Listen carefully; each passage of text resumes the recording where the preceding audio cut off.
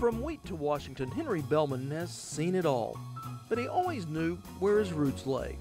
The two-time governor and two-time senator grew up in Billings, Oklahoma, on a farm his father homesteaded in 1897. Bellmon never planned on getting too far from the farm when he attended college at Oklahoma A&M, but Pearl Harbor changed all that. I always wanted to be a farmer, and I didn't hesitate to enroll in agriculture when I had the chance. And I finished up just as the war was starting, so I didn't get to start farming until after the war was over, but I've been farming ever since. During the war, he served his country as a Marine all over the Pacific, Saipan, Iwo Jima, and it was during his time in the service that Bellmon found a spark to ignite his interest in running for political office. Henry, when he first decided to run, we all just thought, oh my goodness, you know, that couldn't possibly be. But the town really got behind him because we knew that he was a good man, honest, really a good moral person who would be a good representative of the common man in Oklahoma. There's something about growing up on a farm and making decisions for yourself that is attractive to industries and even in government, where I spend a lot of my time. Bellmon was first elected to the State House in 1946, and in 1962 was elected the state's first Republican governor. And it was as Oklahoma's chief executive, Henry Bellmon's belief in the power of education began to show. In 1964, when Oklahoma teachers all took a professional day to protest their pay levels, he ordered a top-to-bottom overhaul of the school system and a pay increase for the state's 25,000 teachers.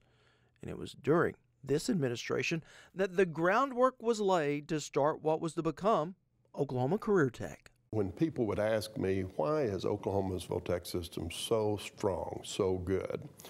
Well, the simple answer is that it's got money and it's locally governed in the area VOTEC school system. That would not have been possible without Governor Bellmon in 1964 bringing to a vote of the people a constitutional amendment that allowed VOTEC schools to assess property taxes, ad valorem taxes, to provide basic funding for the school. It was an extremely important initiative, and Governor Bellmon was a major part of causing that to happen. I, Henry Bellmon, do solemnly swear. Do solemnly swear. And because state law at the time prohibited a second term, Bellmon converted his popularity into a successful bid for the United States Senate. Oklahoma has always had good leadership, and good leadership in the Senate. I think Henry is the brightest star.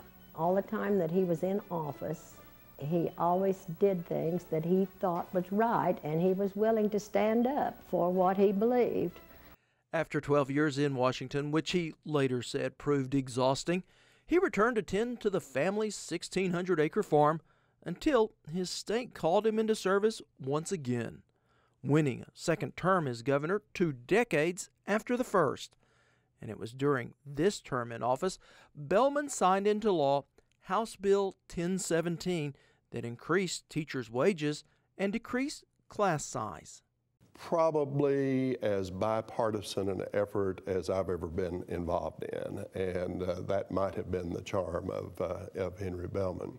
But even as a U.S. Senator and two-time governor, Henry Bellmon never really left his small-town roots. Henry Bellmon was one of our greatest governors, in my opinion, but he was also a class act, and he was also a common person. Many times I would see Governor Bellmon at our local livestock show when I was teaching in a pair of coveralls where he just came in from checking cattle, and you could never tell he was governor because he would sit down with the students and talk to them, and nobody really knew who he was unless you did a pretty good close-up of him. Well into his 80s, you could still find Bellmon out tending his cattle and raising wheat back in Billings, coming back to the farm with the same values he left here with. Honesty, stand by what you believe, don't back down if you really believe it, and a good moral life is what is needed in this country. At least those are some things that I think he always stood for. And represent the people that you were voted in by. Represent those people. when you get to Washington, remember, you came from Oklahoma. Even in spite of the war I went through and the Depression where I grew up, I'm very much optimistic about the future for young people. And I have to say I'm very impressed with young people I see around college campuses and classes I've taught. I think that most of them have their heads screwed on right and they're headed in a good direction, and the country's in good hands when this generation takes over. Henry Bellmon, 2011 inductee into the Career Tech Hall of Fame.